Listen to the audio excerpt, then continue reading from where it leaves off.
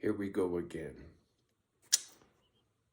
The lowrider video is still uploading. And here we go. In the mix. Oh, man.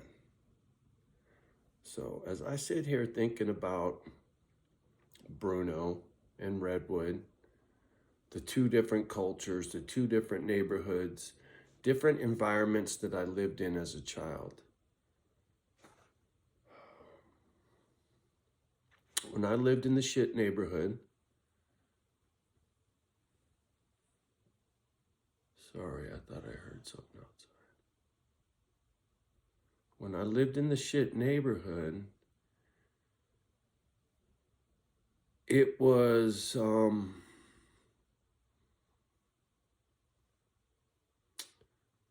a melting pot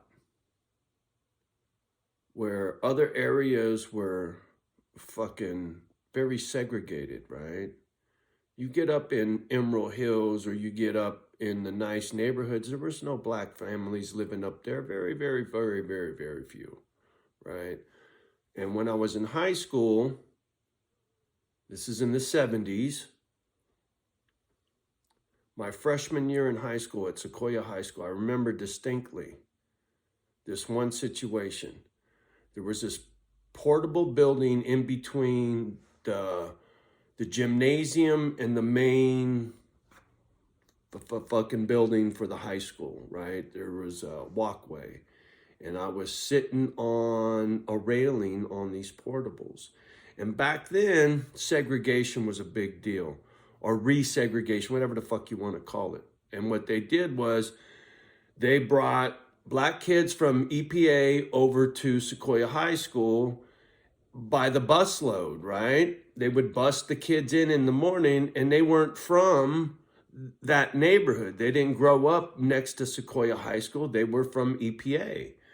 And so a lot of the crackers were uptight, right? Prejudiced mom and dad. Oh, these busloads, da, da, da, da, da, right? So there was immediate friction. It's stupid. And what I'm getting at with this is in the mix. Johnny lived in the mix. This is the way I see it. You got East Palo Alto, boom, and you got Palo Alto, right? You got black and white. You got rich and poor. I'm telling you, East Palo Alto and Palo Alto, you can't get a bigger,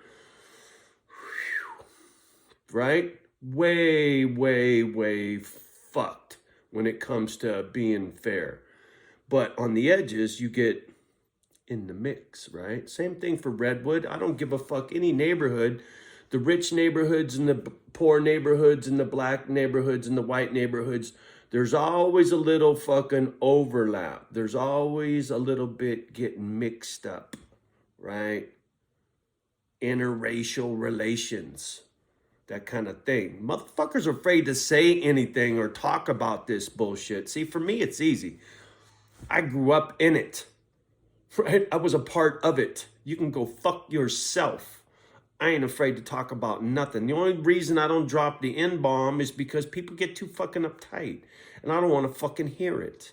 Because if I had it my way, I'd say it all the fucking time. That's how I grew up. But fuck you guys. So anyway, living in the mix for me was easy. Because my neighborhood was all mixed up my whole fucking life. So seeing these buses of brothers coming in from EPA didn't bother me none, but for other folks, it was a motherfucker, man. And this one day, like I was saying, I'm sitting on this railing, and this white kid's walking one way, and this brother from EPA is coming.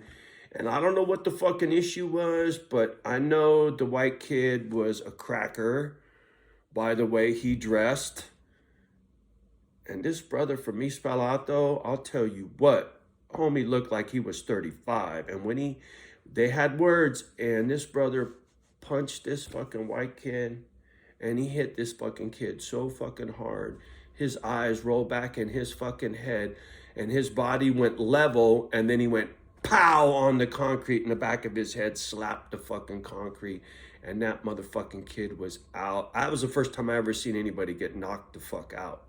And I just sat on that railing and was like, jaw struck. Because these were two seniors. I was a freshman, right? This is 1977, 8 maybe, right? I graduated in 81, so you do the fucking math. So yeah, hardcore, man. Anybody that knows East Palo Alto back then, fucking tough town, man. Tough town. And where I lived, you know, it was mixed up shit. It was more black than white. And so the bus of kids coming to school was just fucking normal shit for me. Just living in the fucking neighborhood. You know, we had kids that came from East Palo Alto that would come through Washington School because they had family that lived there. They'll be, you know, hanging out at the school because the Hawkins family would have a Thanksgiving, whatever, and maybe they had family that lived in East Palo Alto and they lived over here in Redwood and blah, blah, blah. So, and Jay's Towing, their rigs were in East Palo Alto, and we'd go to the tow yard in East Palo Alto, and I used to hang out with this cat, Jack Dupay. Mom was white, dad was black. Dad was a prick, snobby, fucking anyway, but Jack used to go shopping for his clothes at this spot in East Palo Alto, and it was the only place where you could get the groovy, you get the Soul Train clothes, man. You couldn't get that shit at Hillsdale Shopping Center. There was only one spot, and I can't remember the name of it, but and I can't tell you, I must have been there a dozen times with Jack walking around looking at clothes and shit, bell bottoms that were huge. It's all the shit from Soul Train, right? Most you motherfuckers got your shit at JCPenney's. That's American Bandstand, motherfucker. Go watch Soul Train. You didn't get those clothes at JCPenney's. You didn't get those clothes at Sears. Just saying. Damn, I can't think of the name of that fucking spot. If you went down the 101, East Palo Alto was on the east side, but on the west side, just on the west side, in this little, in the Cloverleaf, there was this little tiny bullshit strip mall, and in that little strip mall was this Soul Clothes, homie, right? If you watch, the fuck was the movie, oh.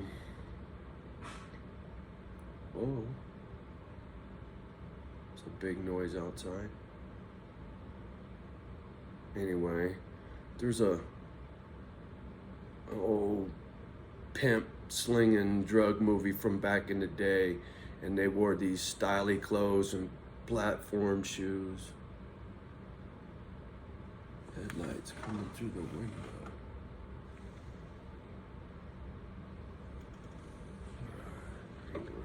Anyway, so sorry, always on point. But yeah, bell bottoms, platforms, crazy tie-dyed psychedelic shit, big collars, whoop whoop. Saturday Night Fever shit, you feel me? Jack Dupay, he hooked Johnny O up. Kathy, you remember me at 8th grade graduation and fucking platforms I had on? Now I know you're laughing. Anyway, I got to get off the gadgets. Some shit's got me uptight outside. I think it's fine, but I got to go take a quick peek, man. Hearing noise and shit. All right, y'all, you have a great day. Much love and respect. Enjoy my fucking nonsense memory lane. Peace.